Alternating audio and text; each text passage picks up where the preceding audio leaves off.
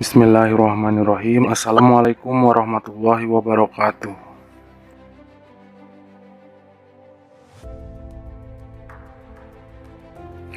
Kali ini admin akan membahas tentang kedatangan Dajjal. Benarkah Dajjal sudah muncul?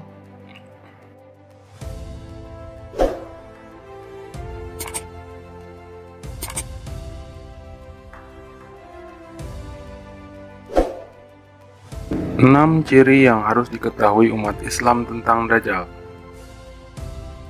Ciri fisik Dajjal. Ulama pernah mendebatkan tentang sosok Dajjal ini. Sebagian menganggap ia adalah wujud dari peradaban majunya sebuah bangsa. Namun, sebagian lagi mengatakan jika Dajjal adalah manusia. Rasul Shallallahu Alaihi Wasallam bersabda, "Sesungguhnya Allah Ta'ala tidak buta. Ketahuilah bahwa Al-Masih Ad-Dajjal itu buta semata sebelah kanannya, seakan-akan seperti sebuah anggur yang busuk." Hadis riwayat Bukhari. Hadis lainnya dari Anas radhiyallahu anhu, Rasulullah Shallallahu Alaihi Wasallam bersabda, "Dan di antara kedua matanya terdapat tulisan kafir." Kemudian beliau Shallallahu Alaihi Wasallam mengejanya kafaro, yang dapat dibaca oleh setiap muslim. Hadis riwayat Bukhari. Maksudnya di antara kedua matanya terdapat tulisan kaf, fa, dan ro yang hanya bisa dibaca oleh muslim yang beriman saja. Adapun yang tidak beriman akan tergoda oleh semua kekuasaan Dajjal. Mereka para pengikut Dajjal. Sering diceritakan pula jika Dajjal akan menjadi pemimpin sebuah kaum yang nantinya akan bertentangan dengan umat Islam. Dalam sebuah hadis, Nabi menjelaskan siapa mereka yang menjadi pengikut Dajjal ini.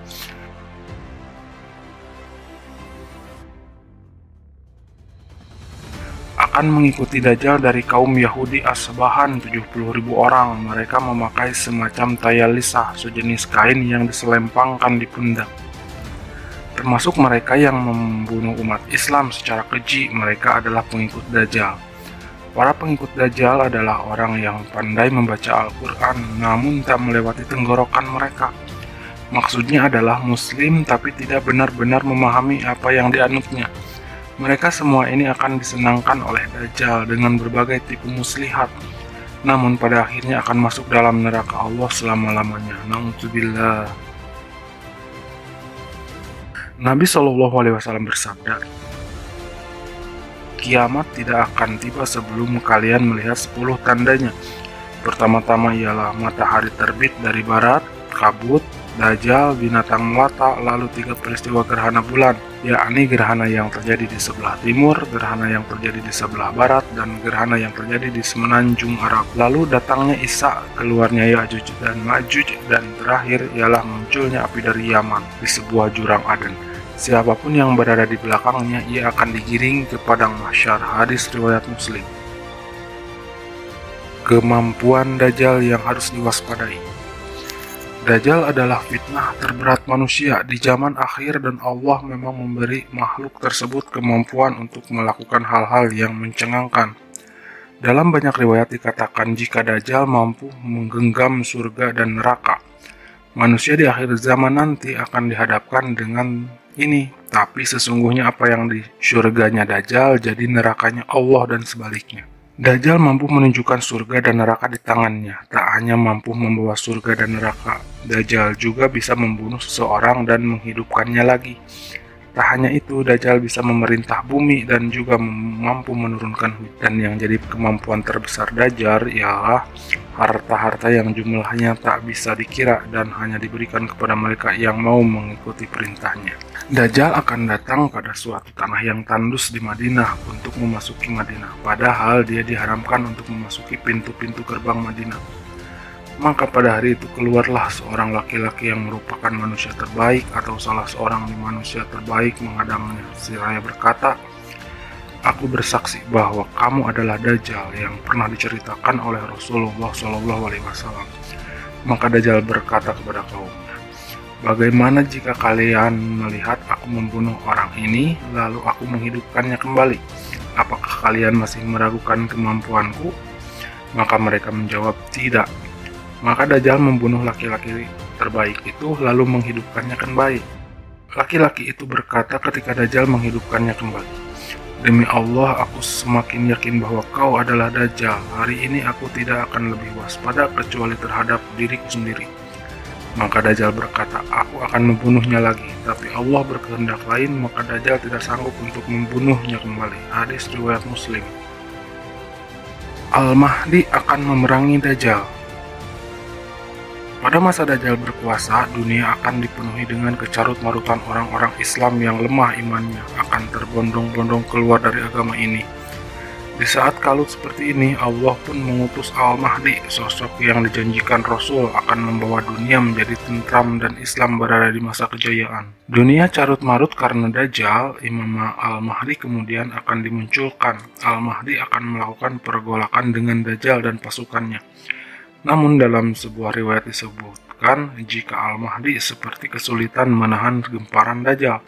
Namun sesuai janji Allah lagi, Al-Mahdi mampu menguasai era kezaliman Dajjal saat makhluk ini berhasil dibunuh oleh Nabi Isa. Dari Abdullah bin Mas'ud, dia berkata Rasulullah SAW bersabda, "Kiamat tidak akan datang sampai seorang laki-laki dari ahli baiatku akan menguasai manusia. Namanya sama dengan namaku, nama bapaknya sama dengan nama bapakku. Dia akan memenuhi bumi dengan keadilan." Hadis riwayat Ibnu Hibban. Dalam hadis lain diriwayatkan dari Subhan, dia berkata Rasulullah SAW bersabda, 3 anak khalifah akan berperang di dekat harta simpanan kamu, yakni Ka'bah. Kemudian harta itu tidak menjadi milik siapapun dari mereka. Kemudian akan muncul panji-panji hitam dari masyrik timur. Mereka akan memerangi kamu dengan peperangan yang tidak pernah dilakukan oleh satu kaum pun.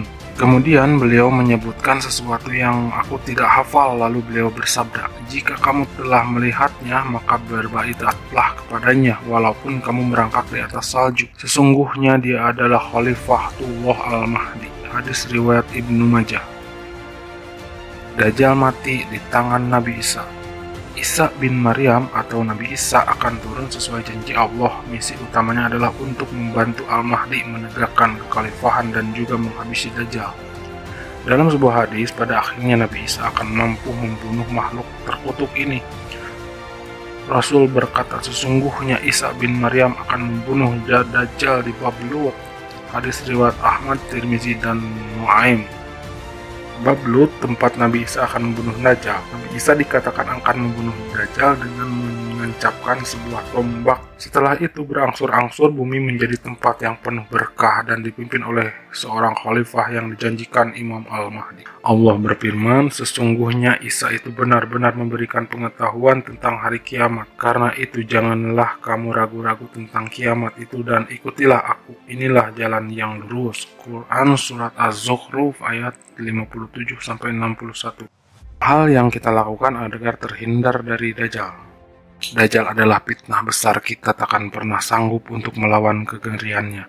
Bahkan dalam sebuah riwayat dijelaskan, jika nantinya banyak muslim yang paginya masih teguh memegang Islam, namun sore harinya menjadi kafir setelah melawan Dajjal sampai kedatangan Al-Mahdi, maka kita dianjurkan untuk berlindung dan menghindar.